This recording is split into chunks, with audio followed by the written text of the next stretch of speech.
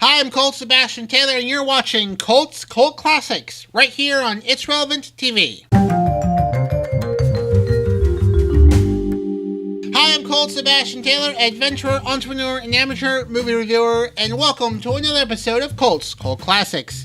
Today I'm reviewing a great movie from 1990. It's Tom Clancy's The Hunt for the Red October, starring Alec Baldwin, Sean Connery, Scott Glenn, Sam Neill from Jurassic Park, James Earl Jones, Tim Cury, who 4 years later will be in another movie with Alec Baldwin, The Shadow, which I've also reviewed, as well as a very young Stellan Skarsgård, who you might know from the Avengers and the Thor movie as the older scientist.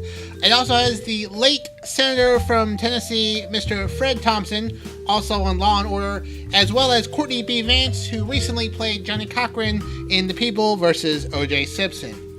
Okay, so this movie takes place in 1984, the height of the Cold War. Sean Connery is a Soviet submarine captain, the captain of the Red October, a brand new ballistic missile submarine which has this brand new technology on it that makes it silent to sonar. You can't hear this submarine. It could park right in New York Harbor, launch a bunch of missiles, and no one would ever know what would happen until it was all over. However, Sean Connery plans to defect to the west and steal the submarine and take his executive crew with him, and he plans on doing that. He kills a political officer who would be spying on him and substitute orders to get them to go down close to the United States coast, and so he can get closer to the United States to defect.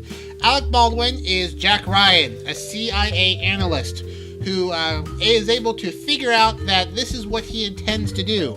The Soviets know that he's going to defect. Sean Connery tells them, so there's no going back. The Soviets tell the Americans that a Soviet submarine captain has gone crazy, so that they also try to sink the submarine. But Alec Baldwin figures out that this isn't true, that this guy wants to defect. So he goes, tracks down the submarine, commanded by Scott Glenn, gets on the submarine. He convinces him that this is what's going to happen. They go over to Sean Connery's submarine after he fakes a radiation leak, get the rest of the crew off, and it's just him and his executive crew, and he defects. However, in the background, Stellan Skarsgård shows up with a rival submarine, and they have a submarine battle. But Sean Connery's brilliant tactician, he manages to destroy the submarine. They also, him and Alec Baldwin, track down their rogue KGB agent who's trying to sink the ship. They stop him before he can destroy the ship. And finally, they get the submarine to defect to the west. And that's pretty much how the movie ends. Sean Connery gets there. Unfortunately, Sam Neill dies before he could see Montana. But they get the submarine over to the United States, and the Russians are none the wiser.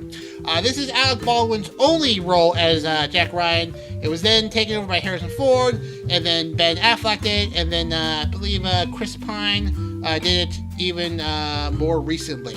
So, check out Hunt for the Red October. It's a great movie from 1990. It's a great Cold War movie. I think you'll enjoy it. Until next time, friends, I'm Colt Sebastian Taylor, and I'll see you later.